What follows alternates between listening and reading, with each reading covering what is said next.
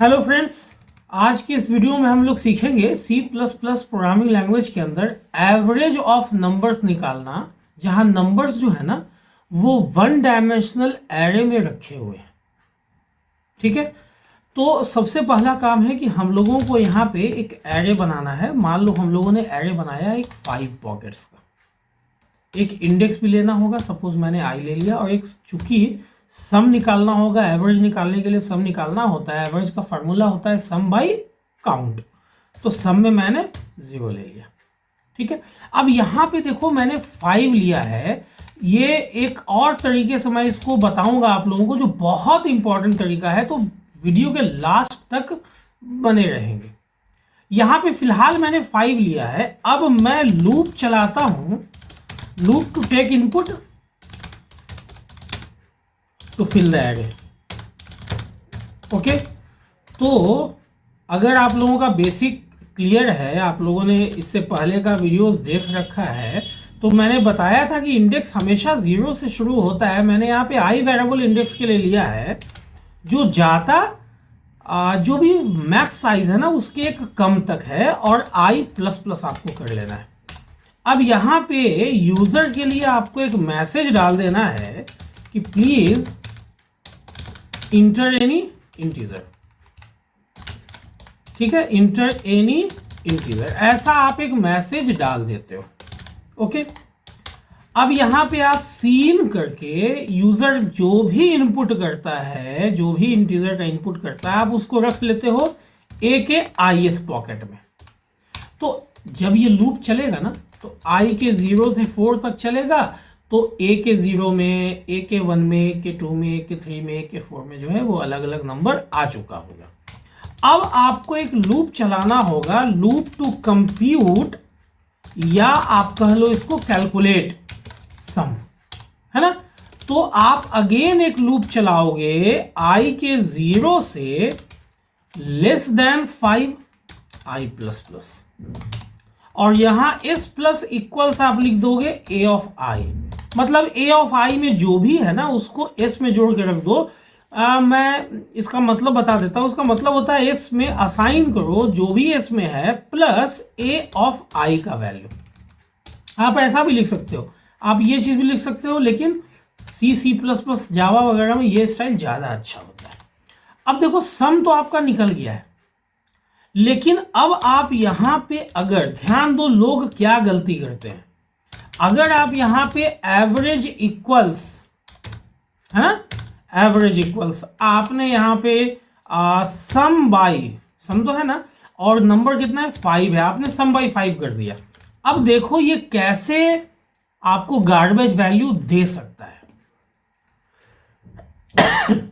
ये डिपेंड करता है ना कि सम का वैल्यू कैसा आता है। बाई करने पे वो फ्लोट आता है या नहीं आता है। सपोज आपने यहां डाला 12, 56, 78, मैं इसे बड़ा कर देता हूं आप लोगों को समझाने के लिए, 23, 67। अब देखो यहां पे 47 आ रहा है, जो कि एक इंटीजर वैल्यू है।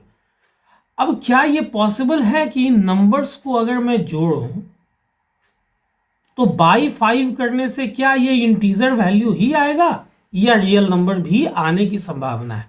अगर ऐसा है तो ऐसा ये चीज लिखना बिल्कुल ही गलत है। तो हम लोग क्या करेंगे, हम लोगों के पास देखो बहुत सारा उपाय है। या तो हम लोग 5 को फ्लोट में कन्वर्ट कर लेंगे, तरीका नंबर 1 है ये। आप समझना, मैं अलग अलग तरीके को एक ही वीडियो में बताने की कोशिश कर रहा हूं। आप लोग बिल्कुल वीडियो के लास्ट तक बने रहेंगे, ताकि जो भी तरीका है वो बिल्कुल क्लियर हो जाए। या नहीं तो आप s को ही फ्लोट में कन्वर्ट कर लोगे। अब s को देखो ऐसा लिखने से नहीं होता, आप यहां पे s को ऐसे ब्रैकेट में लिखना होगा कि भाई आप s को फ्लोट में कन्वर्ट कर लो। यहां ब्रैकेट या पैरेंथेसिस का बहुत ज्यादा इस्तेमाल हो रहा है। और या नहीं तो फिर आप दोनों को कन्वर्ट कर लो, जो मैं नहीं कहूंगा, ऐसा करना उचित नहीं है। आप किसी एक को करो ना। आप या तो फर्स्ट वाले वेरिएबल को फ्लोट में कर लो, या फिर आप सेकंड वाले वेरिएबल को कर लो। थर्ड वाले जो थर्ड मेथड है ना, जिसमें आपने दोनों वेरिएबल को किया है, इसमें इंटरव्यूअर को लगेगा कि शायद नहीं पता है कि अगर किसी एक डेटा टाइप को आपने अपर कास्ट में कन्वर्ट कर लिया तो दूसरा खुद ब खुद इम्प्लिसिटली कन्वर्ट हो जाएगा, चूंकि सी और C++ जो है वो लूजली टाइप्ड लैंग्वेज है। लेकिन चलो यहाँ पे अभी हम लोगों को सीखना है, तो हम लोगों ने ऐसा कर लिया। अब हम लोग इसको एग्जीक्यूट करा के देखते हैं कि देखो क्या होता है ना। अभी हम लोग इसको देखते हैं एग्जीक्यूट करा के। अभी यहाँ मैं आउटपुट इसको बड़ा करता हूँ, 12, 56, 89, 34, 56। देखो मैंने 5 इंटीजर्स डाला और देख लो आप आउटपुट क्या आ रहा है, 49.4। हालांकि देखो मैं यहाँ पे एक बात फिर से हाईलाइट कर देता हूँ कि अगर आप पिछले बार की तरह सी आउट और देखो, जो अक्सर जो गलती की जाती है, एवरेज इक्वल्स, गलती लोग क्या करते हैं, गलती लोग ये करते हैं कि S/5 डाल देते हैं। तो देखो ये इट्स अ बिग मिस्टेक है ना, ये लोग अक्सर कर देते हैं। लेकिन इसको मैं हाईलाइट कर रहा हूं, इस चीज को समझना बात।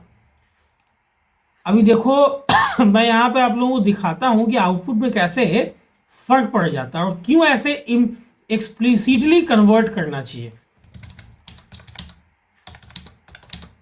अभी देखो जहां बाकी जो सारे सही मेथड्स हैं ना, वो उन्होंने दिया है 53.8, जो गलत मेथड है उसने क्या दे दिया है, 53 दे दिया है ना। तो ये इट्स अ बिग मिस्टेक। ये मिस्टेक आप लोगों को थोड़ा सा ध्यान में रखना है। एक चीज और, यहाँ पे साइज जो है वो 5 है, तो ऐसा मैं क्यों ना करूं कि हैज डिफाइन और मान लो मैक्स साइज नाम का एक वेरिएबल बना लूं और जिसमें मैं 5 रख लूं। ठीक है, यहां पे सेमीकोलन देना गड़बड़ है, सेमीकोलन नहीं देना है। क्यों भाई? क्योंकि ये एक प्री प्रोसेसर डायरेक्टिव है और प्री प्रोसेसर डायरेक्टिव कभी भी कोई स्टेटमेंट नहीं होता है और सेमीकोलन तो हमेशा किसी स्टेटमेंट के लास्ट में पड़ता है। अब यहां पे आप 5 मत दो, यहां पे आप दे दो मैक्स साइज। और हमेशा याद रखना कि मैक्रो का नाम ऑलवेज कैपिटल लेटर में लिख देना। यहां पे हम लोग मैक्स साइज के एक कम तक चलाते हैं, less than max size, okay. और यहां पे भी लेस देन मैक्स साइज। और देखो अभी आप सेम चीज आप एग्जीक्यूट कराओ। अभी यहां पे ए मैक्स साइज, अच्छा यहां पे डबल ब्रैकेट हो गया, एक ब्रैकेट को मैं मिटा देता हूं, एक्चुअली टाइपिंग मिस्टेक था, है ना। चलो कोई बात नहीं, ऐसा होता ही रहता है। अभी देखो आप लोग बहुत ध्यान से इसको देखना, आउटपुट को क्या आता है। अभी मैं वापस से कुछ इस तरह के नंबर्स को डालता हूं, 5 नंबर्स। चलो किस्मत से 54 आ रहा है। एक बार हम लोग कोई नंबर और डाल देते हैं जहां पॉइंट में आए और हम लोग ये बात चेक कर सके कि भाई अपना आउटपुट सही है कि नहीं। हालांकि इससे पहले हम लोगों ने ऑलरेडी चेक कर लिया है, तो आउटपुट तो सही ही होगा। चलो इसको मैक्सिमाइज भी कर लेता हूं और अब देखो 41, चलो सही है ना। तो इस ढंग से आप लोगों ने देखा कि कैसे हम लोग C++ के अंदर एरे में रखे हुए नंबर्स का एवरेज निकाल सकते हैं। इसके लिए हम लोगों ने 2 अलग अलग तरीकों को देखा। हम लोगों ने ये भी सीखा कि कैसे आप मैक्रो का कॉन्सेप्ट भी इसमें यूज कर सकते हो। तो उम्मीद करता हूं कि ये वीडियो आप लोगों को अच्छी लगी होगी, नॉलेजेबल लगी होगी। अगर वीडियो अच्छी लगी हो, नॉलेजेबल लगी हो, तो वीडियो को लाइक और शेयर करना ना भूलें। अगर इस ढंग के वीडियो में इंटरेस्ट रखते हैं और चाहते हैं कि वीडियो मिस ना हो, तो आपका अपना यूट्यूब चैनल है कोडिंग विद साइबरटेक, इसको सब्सक्राइब कर लें और बेल बटन को हिट करना ना भूलें, ताकि जो भी वीडियो मैं पब्लिश करूँ उसका नोटिफिकेशन आप लोगों से मिस ना हो, ताकि वीडियो भी मिस ना हो। वीडियो के अंत तक बने रहने के लिए आप लोगों का बहुत बहुत शुक्रिया, धन्यवाद, थैंक्स अ लॉट।